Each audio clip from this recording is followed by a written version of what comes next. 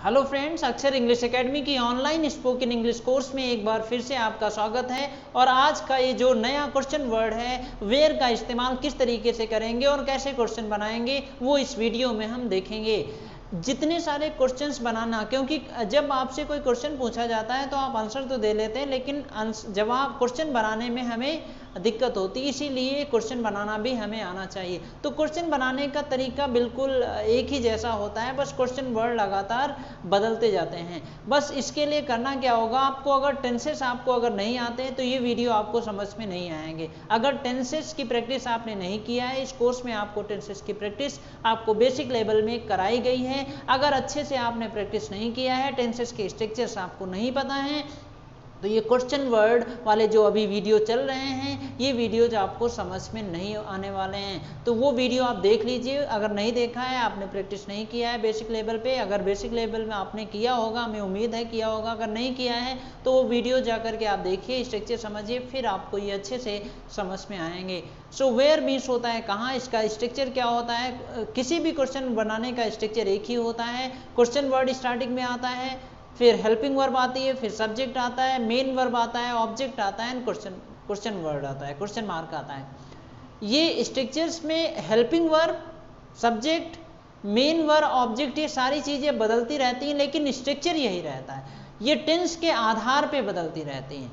Question word भी बदलता रहता है, लेकिन स्ट्रक्चर यही रहेगा। पहले क्वेश्चन वर्ड आएगा, फिर हेल्पिंग वर्ब आएगी। जैसे टेंसेस की जब आप प्रैक्टिस कर रहे थे तो आपने हेल्पिंग वर्ब से शुरू होने वाले सेंटेंसेस आपने बनाया था।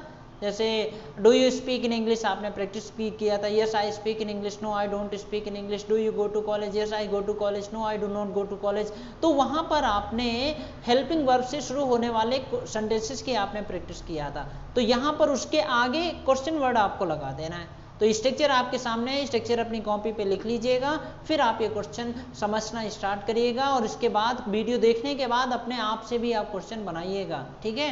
तो पहला क्वेश्चन देखिए, यहाँ पे लिखा हुआ है वेयर डू यू लिव। तो वेयर क्वेश्चन वर्ड हो गया, वेयर मीन्स होता है कहाँ, डू हेल्पिंग वर्ब हो गया, वेयर डू यू, यू के साथ डू लगता है, लिव रहते हो। तो ये प्रेजेंट इंडेफिनिट का सेंटेंस है। कैसे पता, क्योंकि डू है, आपने टेंस पढ़ा है। So where do you live, आप कहाँ रहते हो। तो आप कहाँ रहते हो, कहाँ की इंग्लिश वेयर हो गई, डू हेल्पिंग वर्ब हो गया, यू सब्जेक्ट हो गया, लिव जो हो गया मेन वर्ब, ऑब्जेक्ट है नहीं इसमें। So where do you live, आप कहाँ रहते हो। समझ में आ गया। अगला देखिए, where does your brother live, आपका भाई कहाँ रहता है। वेयर मीन्स होता है कहाँ, डज हेल्पिंग वर्ब हो गया, क्योंकि योर ब्रदर के साथ डज लगता है, आपने टेंसेस में पढ़ा है। लिव मीन्स होता है रहना। Where does your brother live, आपका भाई कहाँ रहता है। ये भी आपको उम्मीद है समझ में आ गया। ऊपर वाले स्ट्रक्चर में पर रखना है। ये अभी हम आपको केवल इंग्लिश से हिंदी बता रहे हैं, लेकिन जब आप अपने आप से बनाइएगा तो आप बहुत सारे सेंटेंसेस बनाइएगा। अगला देखिए, where are you going, where question word हो गया, यू के साथ आर लगता है, गोइंग गो के साथ आईएनजी लगती है तो गोइंग हो जाता है। तो अगर आपको क्वेश्चन बनाना है आप कहाँ जा रहे हो, तो ये प्रेजेंट कॉन्टिन्यूअस हो गया। आप कहाँ जा रहे हो, वेयर क्वेश्चन वर्ड हो गया, जा रहे हो, यू सब्जेक्ट हो गया, यू के साथ आर लगता है। वेयर आर यू गोइंग, गो में आईएनजी लगा देते हैं तो गोइंग हो जाता है। वेयर आर यू गोइंग, आप कहाँ जा रहे हो, यानी इसी स्ट्रक्चर में सेट करके आप क्वेश्चन बना सकते हैं। Where have you reached, where question word हो गया, हैव यू रीच्ड ये आपने पढ़ा है, प्रेजेंट परफेक्ट का है। प्रेजेंट परफेक्ट में कोई काम हो गया होता है, टेंसेस में आपने पढ़ा है। रीच मीन्स होता है पहुंचना। वेयर हैव यू रीच्ड, आप कहाँ पहुंच गए हो या आप कहाँ पहुंच चुके हो। वेयर हैव यू रीच्ड, ये इसका मतलब हो गया, where have you reached. Next, where did he go, वह कहाँ गया, पास्ट इंडेफिनिट है ना, डिड आता है, फर्स्ट फॉर्म आती है। वेयर डिड ही गो, और प्रेजेंट परफेक्ट में आपने देखा है रीच की थर्ड फॉर्म रीच्ड आती है, ठीक है। टेंसेस आपने पढ़ा होगा तो आप ही अच्छे से समझ जाओगे। वेयर डिड ही गो, वह कहाँ गया, where did he go, where did you send him, where did he go, वह कहाँ गया, डिड के साथ वर्ब की फर्स्ट फॉर्म आती है। Where did you keep my shirt, आपने मेरा शर्ट कहाँ रखा, पास्ट इंडेफिनिट होता है ना।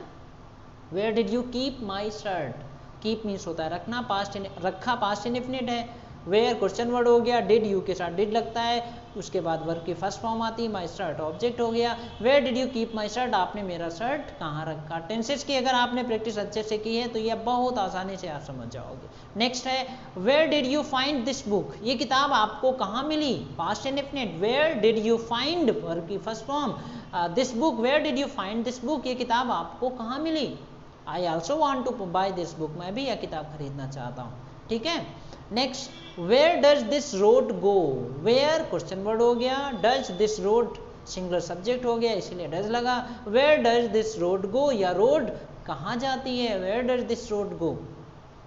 Next, where will you go now, अब आप कहाँ जाओगे, फ्यूचर इंडेफिनिट है, आप जान गए ना, विल आया है, गो जाना, विल यू गो नाउ क्या आप जाओगे, where will you go now अब आप कहाँ जाओगे। Where are you going from, where are you coming from, are you coming from helping verb से हो जाएगा, इसके आगे WH वर्ड लगा देंगे। Where are you coming from, where means कहाँ, are you coming from, from से present continuous, where are you coming from आप कहाँ से आ रहे हो, where are you coming from.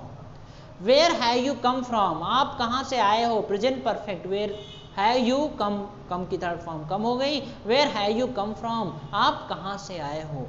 तो ये इस तरीके इस स्ट्रक्चर को देख करके आप भी और भी ढेर सारे सेंटेंसेस इस स्ट्रक्चर में सेट करके आप बनाइएगा, तो आपको आपके दिमाग में स्ट्रक्चर सेट हो जाएगा। और जैसे आपके दिमाग में स्ट्रक्चर सेट हो जाएगा, आप लगातार जब आप इंग्लिश बोलेंगे, आपको किसी से क्वेश्चन पूछना होगा तो आप आसानी से क्वेश्चन पूछ पाएंगे। लेकिन इसके लिए प्रैक्टिस आपको जरूर करनी होगी। मैंने आपको तरीका बता दिया, इस तरीके को फॉलो करके आप प्रैक्टिस कर सकते हैं। ठीक है, तो अगले वीडियो में हम अगले क्वेश्चन वर्ड के बारे में बताएंगे। नोट्स बनाते रहिए और लगातार अपनी इंग्लिश को बेहतर बनाते रहिए, इंग्लिश में बात जरूर करते रहिए, क्योंकि इंग्लिश बोलना सीखने का सबसे बेहतरीन तरीका है, इंग्लिश में बोलना शुरू कर दो। ठीक है, अगले वीडियो में हम आपको अगले क्वेश्चन वर्ड के बारे में बताएंगे।